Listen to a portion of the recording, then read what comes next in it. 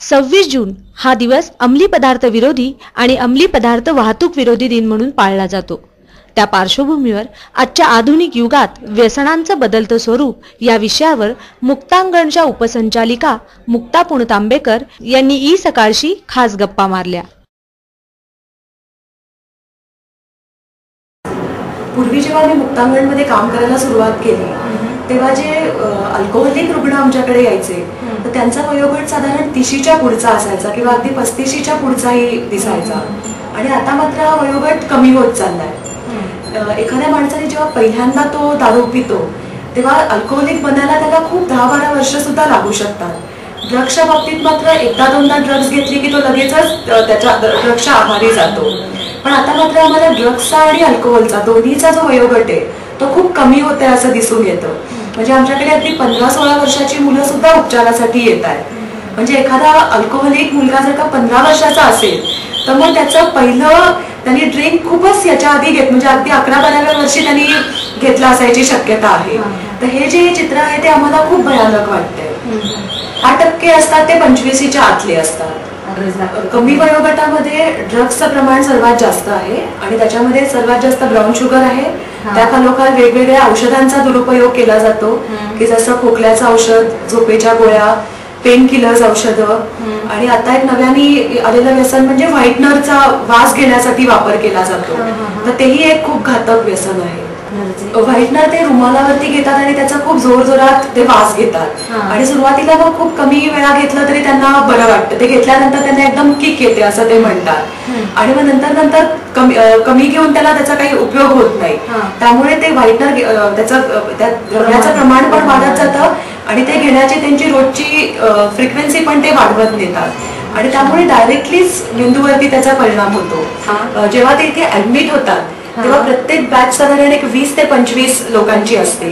त्यामुळे एकत्र राहणं, अशा प्रकारे वॉर्डमध्ये राहणं, कारण इथे स्पेशल रूम्स वगैरे नसतात तर वॉर्ड असतो, सर्व आपली आपली कामं करणं किंवा जेवण वगैरे या गोष्टींसाठी सुद्धा रांगेमध्ये उभं राहणं, या राहण्याचाच त्यांना खूप फायदा होतो। कारण कुठल्याही प्रकारची ऍडजस्टमेंट करायची सवय राहिलेली नसते की मी म्हणतो ते बरोबर, प्रत्येक गोष्ट मला ताबडतोब मिळाली पाहिजे अशी साधारण त्यांची एक विचारसरणी झालेली असते।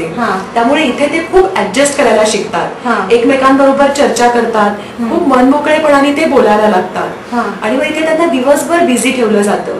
त्यांची दिवसाची सुरुवात सकाळी योगासनांपासून होते, प्राणायाम करून घेतला जातो आणि मग दिवसभर समूहोपचार, वेगवेगळ्या क्रिएटिव्ह थेरपीज, त्यांना खूप त्यांच्याकडून व्यायाम वगैरे करून घेतला जातो। त्यांना लायब्ररी आहे की जिथे त्यांनी पुस्तकं त्यांना आम्ही वाचायला देतो। म्हणजे आम्ही त्यांना इथे सांगतो की आता आपल्याला आनंद हा चांगल्या गोष्टीतनं मिळवायचा आहे।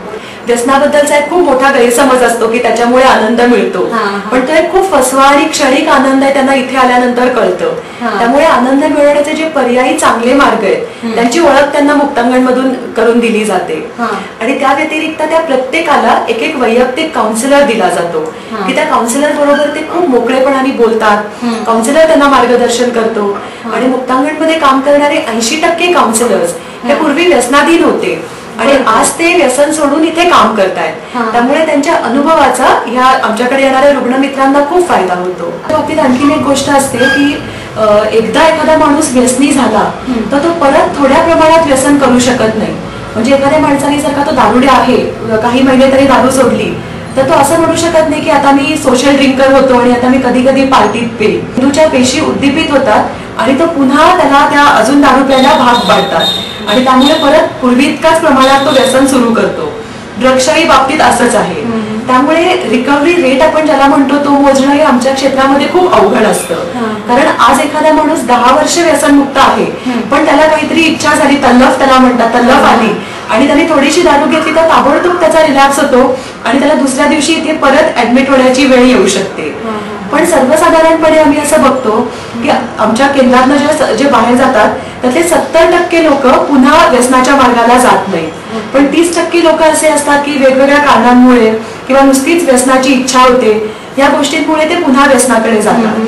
पण त्यांना इथे सूचना दिलेली असते की चुकून आपण व्यसन केलं तर ताबडतोब मदत घ्या, ताबडतोब मदत घेतली तर निदान ते पुढे व्यसनाचं प्रमाण वाढणार नाही। त्यामुळे त्यांना नंतर खूप पश्चाताप होतो आणि ते पुन्हा इथे उपचारांसाठी येतात। त्यामुळे काही आमच्याकडे असे पण मित्र आहेत की 2दा 3दा त्याहूनही जास्ती वेळा त्यांना इथे उपचार घ्यायची वेळ आली आपल्या देशामध्ये हा जो रिकव्हरी रेट आहे, व्यसनातनं बाहेर पडायचं प्रमाण आहे, ते परदेशापेक्षा जास्त आहे. कारण परदेशातल्या केंद्रांमध्ये आम्ही बघितलं की तिकडे तिथल्या रुग्णांना कुटुंबियांचं काही सहकार्यच मिळत नाही. पण आमच्याकडे मात्र आम्ही बघतो की ऍडमिशनला सगळे घरातले लोक येतात, दर आठवड्याला त्यांना भेटायला येतात, डिस्चार्जच्या दिवशी येतात. म्हणजे अगदी पत्नी सोडून जरी गेलेली असेल आणि तिला जेव्हा कळतं की तिचा पती इथे उपचार घेतोय, तेव्हा ती पुन्हा येते, इथे आम्हाला भेटते. किंवा त्याला नोकरी नसेल तर कुटुंबीय म्हणतात की तुम्हाला नोकरी मिळेपर्यंत आम्ही सपोर्ट द्यायला तयार आहोत. म्हणजे खूप चांगल्या प्रकारे सहकार्य घरातली लोक करतात. आणि त्यामुळे भारतातले जे बरं होण्याचं प्रमाण आहे ते परदेशाच्या तुलनेने खूप जास्ती आहे. परदेशात स्थायिक झालेले भारतीय लोक इथे उपचारासाठी येतात, कारण एक तर त्यांना आपल्या एक संस्कृतीप्रमाणे हे उपचार पद्धती तयार झालेली आहे. इथे कुठलंही असं परदेशी एखादं रेडीमेड मॉडेल आम्ही फॉलो करत नाही, तर हळूहळू रुग्णांकडनं शिकतच इथली उपचार पद्धती विकसित होत गेली. त्यामुळे येणारे जे लोक आहेत त्यांना सुद्धा इथे कम्फर्टेबल वाटतं. म्हणजे आम्ही त्यांना जेव्हा ते चौकशीसाठी फोन करतात किंवा ईमेल पाठवतात तेव्हा ही गोष्ट क्लिअर करतो की इथे स्पेशल रूम वगैरे तुम्हाला मिळणार नाही, आणि तरी सुद्धा ते इथे येऊन राहायला तयार असतात. 90% रुग्ण हे स्वतःच्या इच्छेनेच आलेले असतात, आणि जे 10% जबरदस्तीने आणले जातात त्यांची हळूहळू मनाची तयारी आमचे काउन्सिलर्स करतात, आणि तेही मग इथे राहायला तयार होतात आणि चांगल्या प्रकारे उपचार घ्यायला लागतात. की कित्येक वर्षांनी आम्ही पेन हातात घेतलं किंवा कविता तर कधी आतापर्यंत केलेल्या नसतात, पण इकडे राहायला लागतात आणि इतर सगळेजण लिहितात बघून त्यांना कविता सुचतात, आणि खरोखर या जेव्हा क्रिएटिव्ह गोष्टी ते करायला लागतात तेव्हा त्यांच्यात खूप चांगला बदल होतो. आणि मग त्यांना बाकी तर इथे खूप गोष्टी करू शकतात, की पुस्तकं वाचू शकतात, चर्चा करू शकतात, संगीत ऐकायला परवानगी असते, इथे खूप सगळी वाद्य असतात. इथली जी सगळी कामं आहेत, म्हणजे अगदी वॉर्डच्या स्वच्छतेपासून ते अगदी किचन मध्ये काम करणं, ही सगळी तेच त्यांच्याच ड्युटीज लावल्या जातात आणि तेच मिळून ही सगळी कामं करतात. ई सकाळसाठी सुभाष इनामदार यांच्यासह वैशाली भूते, पुणे.